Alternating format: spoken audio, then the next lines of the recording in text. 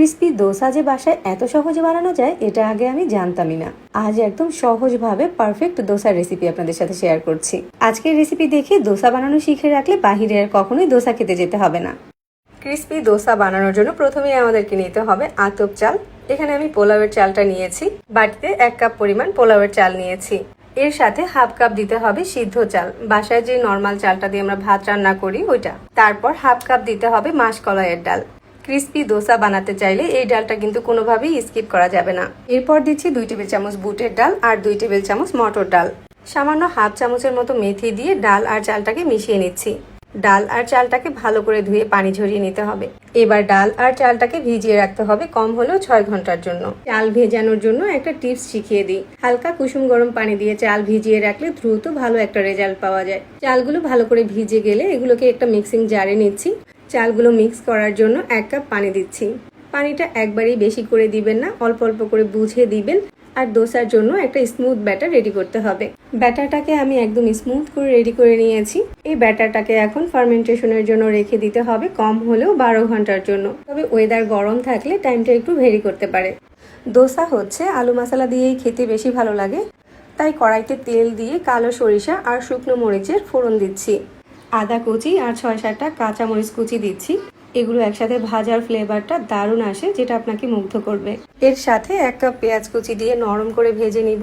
তারপর এখানে হলুদ গুঁড়া দিচ্ছি এই হাফ চামচের মতো, আর দিচ্ছি কাশ্মীরি লাল মরিচের গুঁড়া, যেটা দিলে আলু মশলার কালারটা দারুণ আসে। তবে এটা না দিয়ে নর্মাল মরিচের গুঁড়াটাও দিতে পারেন। এবার এখানে দিচ্ছি সিদ্ধ আলু। 2টা আলুকে সিদ্ধ করে ম্যাশ করে নিয়েছিলাম, ওইটা দিয়েছি। মশলার সাথে আলুটাকে ভালো করে মিশিয়ে নিয়েছি। আর এই পর্যায়ে আমি লবণ দিয়ে দিচ্ছি। আলুটা ভালো করে ভাজা হয়ে গেলে শেষ সময়ে ধনেপাতা কুচি দিয়ে আলু মশলাটাকে নামিয়ে রাখছি। 12 ঘন্টা পরে কিন্তু দোসার ব্যাটারটা খুব ভালোভাবে ফার্মেন্টেশন হয়েছে। এখন এই ব্যাটারটাকে আমি দোসা বানানোর জন্য রেডি করছি। ব্যাটারটা যদি খুব বেশি ঘন হয় তাহলে সামান্য একটু পানি দিতে পারেন। দোসার ব্যাটারের সাথে এখন লবণ দিয়ে দিচ্ছি। লবণটা আমি পরিমাণ মতো দিয়েছি।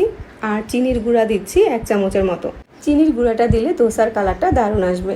যাই হোক, দোসা বানানোর জন্য ব্যাটারটাকে আমি রেডি করে নিয়েছি। প্রতিটা দোসা বানানোর আগে প্যানের হিটটাকে একটু কমিয়ে আনার জন্য হালকা পানি ছিটিয়ে দিবেন। তারপর টিস্যু পেপার দিয়ে মুছে পরিমাণ মতো ব্যাটার দিয়ে দোসা বানিয়ে নেবেন। যত সম্ভব চেষ্টা করবেন দোসা পাতলা করে দিতে, তাহলে অনেক বেশি ক্রিস্পি হয়। কিছুক্ষণ সময় হয়ে গেলে উপর দিয়ে তেল, বাটার, ঘি যে কোনো কিছুই দিতে পারেন। আমি 1 চামচের মতো তেল দিয়ে দিয়েছি। একটু পরে দোসার কালারটা চেঞ্জ হতে শুরু করলে উপর দিয়ে আলু মশলা লাগিয়ে দিবেন। আর দোসা হয়ে গেলে এমনিতেই দেখবেন চারদিক থেকে উঠে আসছে। তখন ফোল্ড করে উঠিয়ে নিলেই ক্রিস্পি দোসা রেডি হয়ে যাবে। ভিতরে আলু মশলা না দিয়েও দোসা বানাতে পারেন। দোসা বানানো যে এত সহজ সেটা না বানালে বুঝতেই পারবেন না। ক্রিস্পি দোসা আমার কাছে আলু মশলা আর টমেটো চাটনি দিয়ে খেতে ভীষণই টেস্টি লাগে। আমার বানানো খাবারগুলোর মধ্যে যেই খাবারগুলো সবাই পছন্দ করে তার মধ্যে ক্রিস্পি দোসা একটা। যে খেয়েছে সেই আমার প্রশংসা করেছে আর রেসিপিও লিখে নিয়েছে।